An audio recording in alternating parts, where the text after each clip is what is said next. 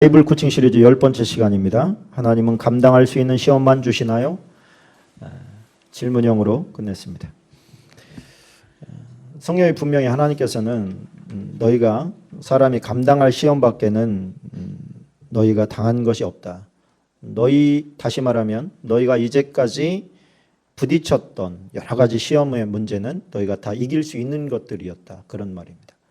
지금도 세상은 많은 사람들이 삶의 의욕을 잃고 왜 살아야 되는지를 모르는 상태로 살아가는 사람들이 의외로 많습니다.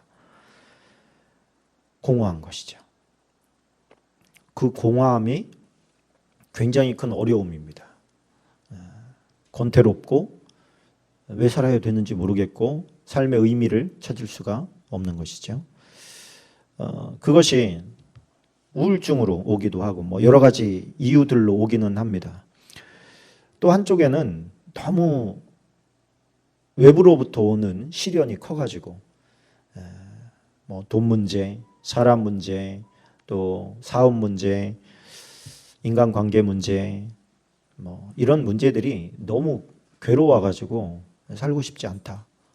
그러니까 주님이 빨리 오셨으면 좋겠습니다라고 하는 사람들을 가만히 들여다보면 주님을 앙망하고 고대해서 빨리 오셨으면 좋겠습니다라고 하는 것보다는 이 세상이 너무 힘든 거야. 너무 어려워서 빨리 끝내고 싶은 거죠. 죽을 수는 없고 자살할 수는 없으니까 주님이 오셔서 빨리 이 세상 끝났으면 좋겠다. 이런 이제 마음이 있는 거예요. 주님이 원하시는 기다림은 그런 기다림이 아닙니다. 하나님께서 우리에게 주시는 시련들이 있습니다. 분명히 있지요. 우리를 성장시키려고 하다 보니까 시련이 분명히 있습니다. 시험들이 있는데 오늘 고린도서에서 나오는 이 시험은 조금 우리가 생각하는 것과 좀 다릅니다.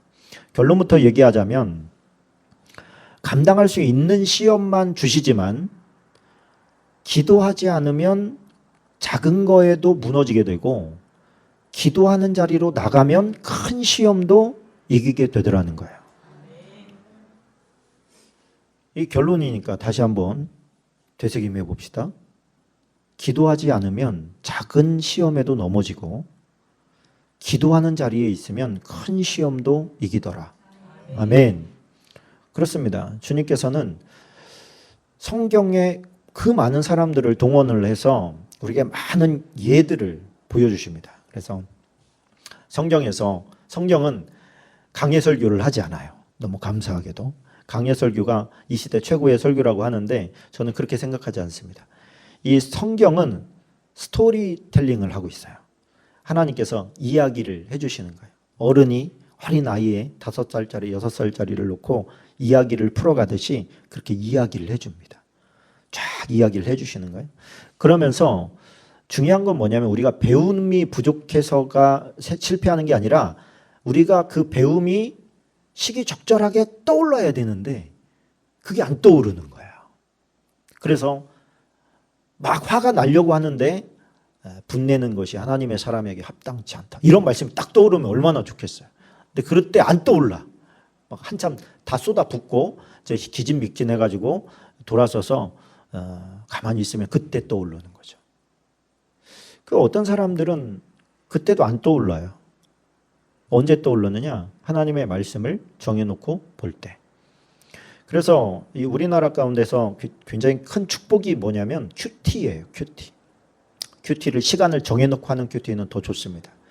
그러니까 말씀을 늘 읽지 못하면 시간을 정해놓고 큐티하는 것만 해도 하나님의 뜻에 굉장히 가깝게 갈 수 있어요.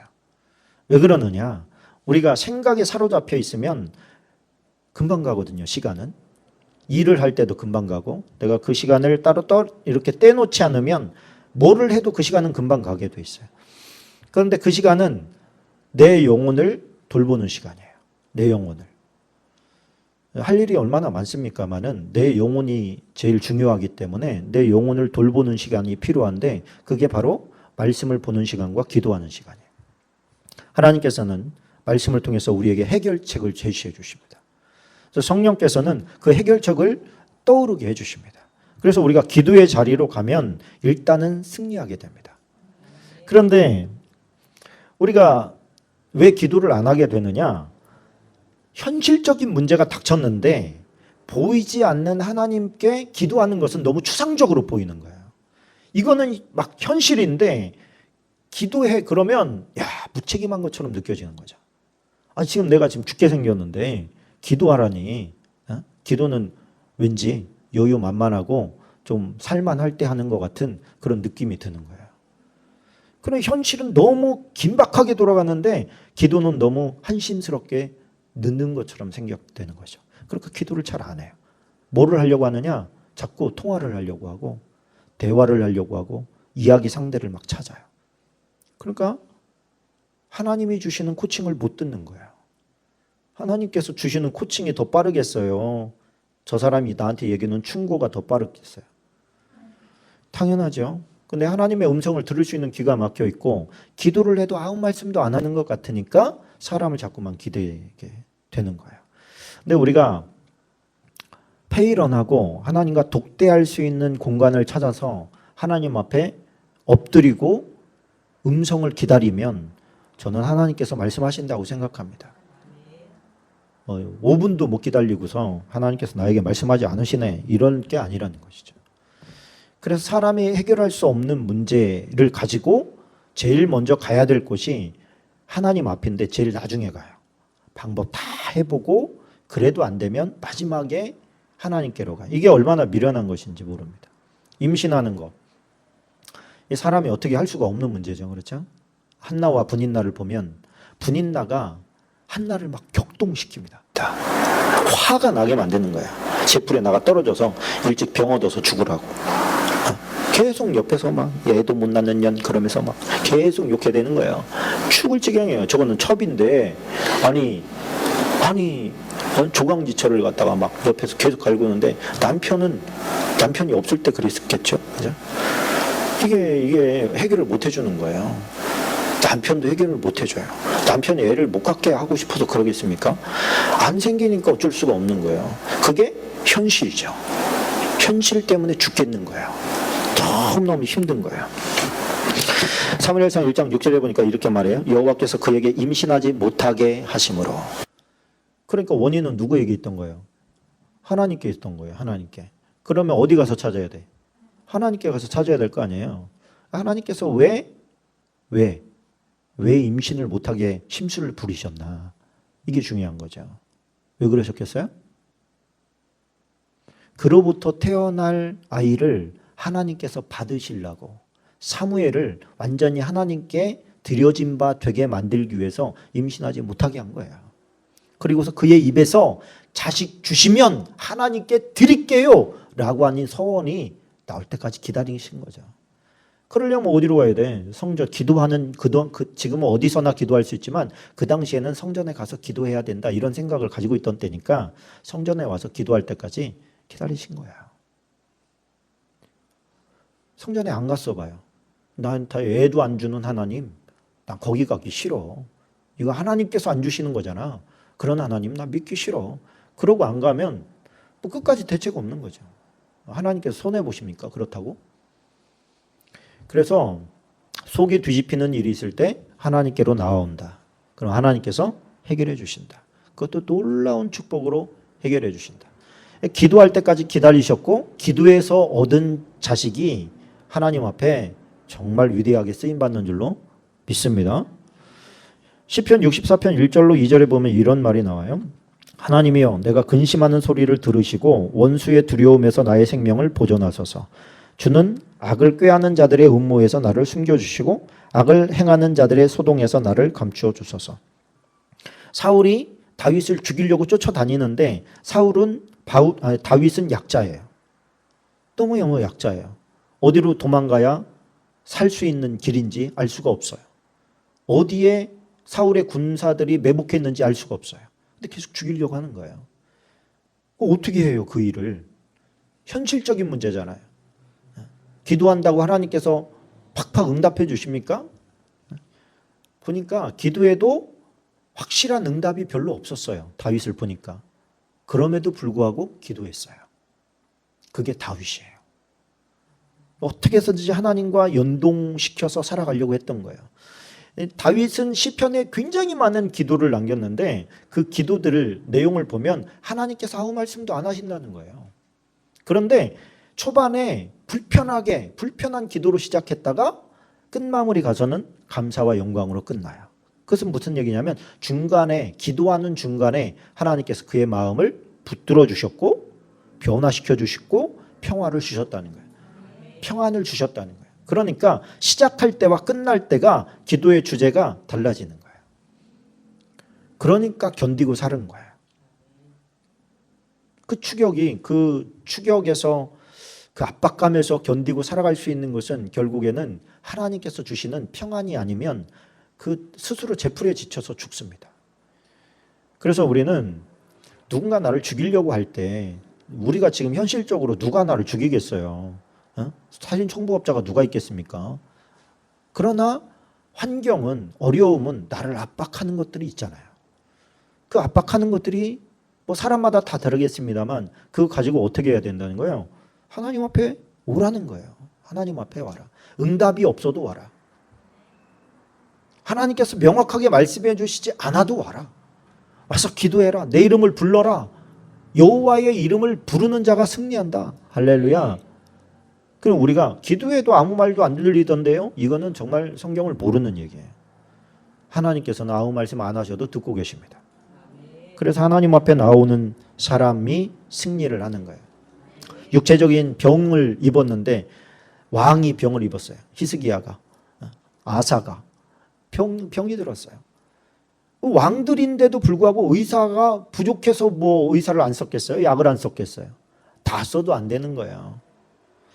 근데 히스기야가 이사야 38장 2절로 6절 보니까 히스기야가 얼굴을 벽으로 향하고 여호와께 기도하여 이르되 여호와여 구하오니 내가 주 앞에서 진실과 전심으로 행하며 주의 목전에서 선하게 행한 것을 기억하옵소서 하고 히스기야가 심히 통곡하니 이에 여호와의 말씀이 이사야에게 임하여 이르시되 기도는 내가 했는데 응답은 누가 받아요?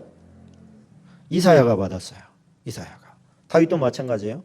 다윗이 기도하면 옆에 있던 제사장이 괜히 응답받고 옆에 있던 선지자가 응답을 받아서 가르쳐주는 거예요. 이사야가 응답받았어요. 히스기야가 받은 게 아니라. 이에 여호와의 말씀이 이사야에게 임하여 이르시되 너는 가서 히스기야에게 이르기를 내 조상 다윗의 하나님 여호와께서 이같이 말씀하시기를 내가 내 기도를 들었고 내 눈물을 보았노라. 내가 내 수 안에 15년을 더하고 너와 이 성을 아스루 왕의 손에서 건져내겠고 내가 또 이 성을 보호하리라. 할렐루야. 이 사람은 양면에서 지금 공격을 받아요. 하나는 뭐냐면 자기가 병들어 죽게 생겼다라고 하는 것이고 또 하나는 아수르가 쳐들어와서 이 민족이 전체가 망하겠다. 지금 이런 상황인 거예요. 하나님께서 하나님 앞에 간절히 기도했더니 하나님께서 이스라엘을 통해서 네 생명도 건져주고 이 민족도 건져주겠다. 할렐루야. 그러니까 우리가 이 나라가 알면 알수록 위기 가운데 있다 그런 생각이 드는데 이런 때 어디 댓글에다가 누구 죽일 놈 살릴 놈 이런 거 쓸 게 아니라 한 명이라도 더 기도해야 될 때라는 것을 믿습니다. 이 민족을 하나님 불쌍히 여겨주십시오. 이 민족이 누가 정치를 잘해서 여기까지 온 게 아니에요. 하나님께서 지켜주셨고 저 38선을 막아주셨고 계속해서 도움의 손길을 해외로부터 들어오게 하셨고 사람들이 힘을 내서 일할 수 있도록 지쳤을 때는 맨날 교회 가서 엎드려서 기도하니까 하나님 새 힘을 주셔서 그때 맨날 일어나서 일할 수 있는 힘을 하나님이 주신 거예요. 그래서 이 나라가 이렇게 된 거예요. 그런데 지금 문제는 뭐예요? 공격을 받고 있어요. 실제적으로. 영적인 공격입니다. 기도하던 사람이 기도 안 하는 게 영적인 병에 걸린 거죠. 말씀을 보던 사람이 말씀을 안 보는 게 영적인 병에 걸린 거예요. 예배 드리던 사람이 예배 안 드리는 게 그게 영적인 병에 걸린 거예요. 히스기야랑 다릅니까? 그러다가 지옥 가요. 그러다가 망하는 거예요.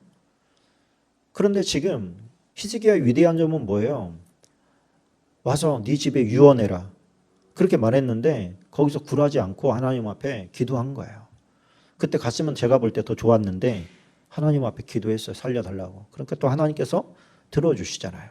하나님의 뜻에 어긋남에도 불구하고 들어주시잖아요. 뭐 했더니 통곡하며 기도했더니. 그냥 기도했더니와 통곡하며 기도했더니는 좀 달라요. 그죠? 통곡하면서 기도했더니 하나님께서 네가 고민하고 있는 거 내가 다 해결해 줄게. 그런 거 아니겠습니까? 할렐루야. 그러면 우리는 어디로 가야 됩니까? 기도의 자리로 가야죠. 집안에 있다면 기도의 기도처를 집안에다 하나 만들어야죠. 내가 거기에 가면 무조건 나는 기도하는 자리, 말씀 보는 자리. 그래서 그곳이 그냥 성전이 되게 하세요. 집이 성전이 되게 하시고 내가 사랑하는 공간이 있어. 내가 사랑하는 책이 있어. 하나님의 말씀을 붙잡고 기도하는 거예요. 여러분 요즘에는 목사님이 전화해가지고 당신 이런 기도했지? 그거 하나님께서 나에게 말했는데 말이야. 그거 A를 택하래. 이렇게 말 안 해요. 여러분 기도하고 말씀 피면 거기 이사야가 있습니다. 거기 나에게 주시는 하나님의 메시지가 그 안에 있는 거예요. 보이게 하시는 거죠. 눈에 확 들어오게 하시는 거예요. 고민하고 갈등할 필요 없이 기도하고 기도한 것에 대한 응답을 하나님의 말씀에서 찾으면 되는 거죠. 오늘 고린도 지역에 있는 이 사람들은 그 환경이 너무 열악했어요. 고린도 지역에는 7개의 엄청 큰 신전이 있었잖아요. 그 신전들에서 나오는 음식들이 다 시장에 풀렸어요. 그러니까 우리나라에도 뭐 좋은 거 있으면 오른부터 대접한다 뭐 이런 거 말 있듯이 그 나라는 신에게 먼저 대접을 해요. 그리고 시장에 나오는 것들은 엄청 싸게 풀리는 거예요. 왜? 항구 도시다 보니까 항구에 들어오는 사람들마다 다 신전으로 가서 제물 드리고 거기서 또 이런 세상적인 또 육적인 이런 정욕도 풀고 뭐 이러느라고 다 글로 가는 거예요. 다 뭐 들고. 그러다 보니까 거기서 나와요. 그러면 이 사람들은 지금 이 뒤에 보면 무슨 내용이 나오냐면 오늘 우리가 읽은 말씀 뒤에 보면 제사는 귀신에게 하는 거다. 그 신에게 하는 게 아니다. 귀신에게 하는 거다. 근데 그 귀신에게 하는 제사에 너희들 있을 필요 없다. 동참하지 마라. 이런 말이 나오는 거예요. 여기서 이 사람들이 감당할 시험이라는 게 뭐냐면 고린도 지역에서 살다 보니까 전부 다 우상들과 연관된 것들이에요. 우상의 신전에서 나온 음식은 더 싸. 한번 쓰여졌던 거니까. 가난한 사람들은 1,000원짜리가 있고 100원짜리가 있으면 뭘 사겠어요. 가난한 사람들은 100원짜리 살 거 아닙니까? 그런데 이 100원짜리는 우상에게 드려졌던 음식이에요. 그러니까 바울은 야 음식은 아무것도 아니다. 그냥 먹으면 돼. 음식이라고 생각하고 먹어. 근데 그거 먹으려고 했는데 옆에서 야 그거 제사 드렸던 음식이잖아. 그러면 먹지 마. 네 영혼을 위해서가 아니라 그 사람 영혼을 위해서 먹지 마. 그런데 이런 어떤 신학적인 정립이 있기 전에 이 사람들이 타협을 하기 시작한 거예요. 어려우니까. 어쩔 수 없으니까. 지금은 특별하니까. 지금 어쩔 수가 없으니까 괜찮아. 이렇게 자꾸만 타협을 해나가는 거예요. 그 모습을 보고 지금 얘기를 해주는 거예요. 네가 진짜 그것이 어쩔 수가 없는 거냐? 하나님께서는 감당할 수 없는 시험은 안 줘. 네 마음이 결정을 못해서 그거 지금 타협하고 있는 거지.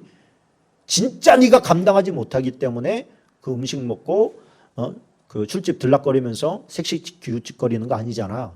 그 얘기하고 있는 거예요. 미혹이랑 가깝습니다. 여기에 나오는 단어가 이 시험이라고 하는 단어가 페이라조인데 시험하다, 유혹하다, 증명하다, 인내하다 이런 뜻을 가지고 있어요. 복합적인 뜻을 가지고 있어요. 그러니까 이건 뭐냐면 이 시험과 유혹을 이겨내서 내 믿음을 증명해야 되는 그런 상황에 너희들이 있다 그런 거예요.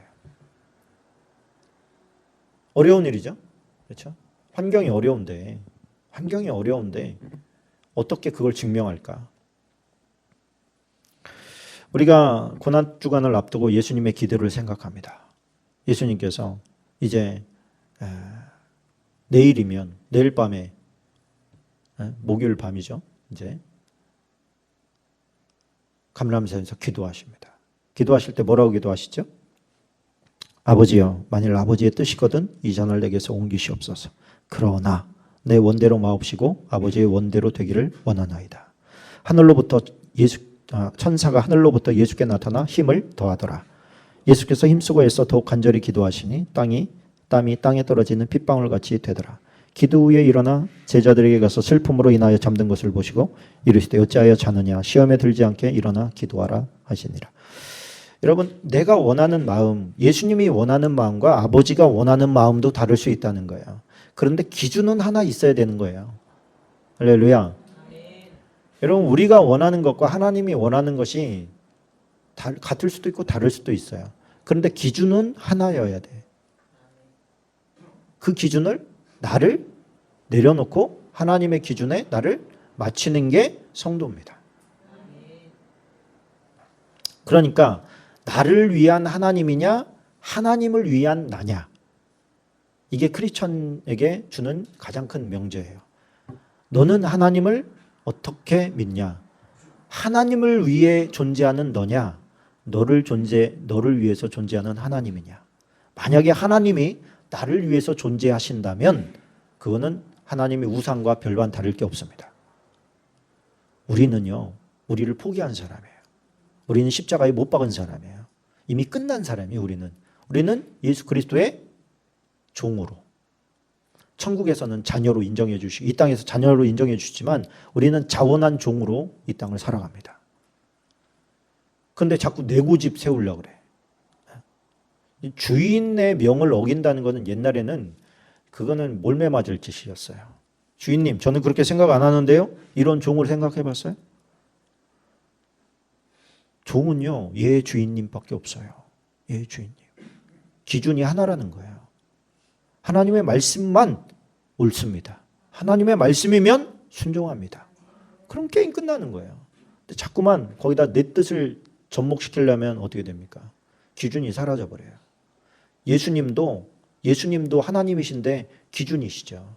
근데 예수님마저도 아버지의 뜻에 기준을 맞춥니다. 아버지의 뜻대로 하십시오. 아버지의 뜻이 맞습니다. 아버지 원하시면 이 잔을 좀 내게서 옮겨주십시오. 오죽했으면 주님이 그런 기도를 하셨겠어요. 오죽했으면. 그럼에도 불구하고 내 원대로 마시고가 중요한 거예요. 내 원대로 마시고. 그러면 이 땅에 불평할 게 없어집니다. 아멘? 네.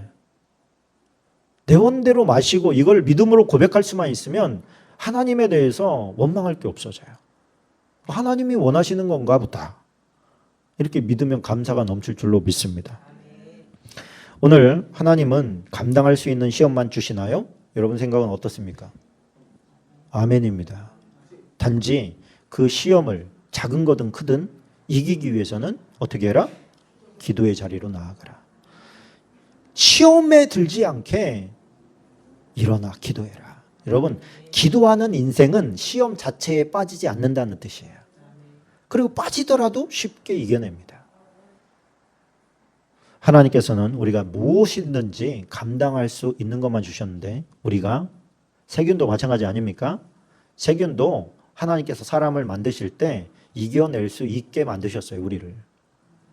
세균이 없는 게 아니고. 그런데 우리가 체력이 바닥나면 죽는 거예요. 세균이 이기는 거예요. 영적인 질서도 마찬가지입니다. 우리는 하나님 안에 있는 이상 항상 사단을 이기게 되어 있습니다. 죄악과 마귀를 이기게 되어 있습니다. 그렇게 만드셨어요, 하나님이. 그러나 우리가 하나님과의 연동이 끊어졌을 때는 패하게 되어 있습니다. 우리가 시름시름 앓다가 영혼이 죽어버려요. 지옥으로 떨어집니다. 우리 이 자리에 있는 저와 여러분이 하나님께서 나를 감당할 수 없는 시험은 안 주신다, 이렇게 믿으시고, 또 하나는 내 뜻대로 마옵시고 아버지 뜻대로 되기를 원합니다 라고 기도만 할 수 있으면 모든 문제에서 승리할 수 있게 될 줄로 믿습니다. 우리 한번 기도할 때 하나님 기도의 자리를 확보할 수 있도록 도와주시고, 기도의 시간을 가질 수 있게 도와주시고, 기도할 때 이 모든 것들을 능히 이기고 나가게 될 줄로 믿습니다. 하나님, 기도를 회복시켜 주세요. 함께 10여 분 동안 기도하겠습니다.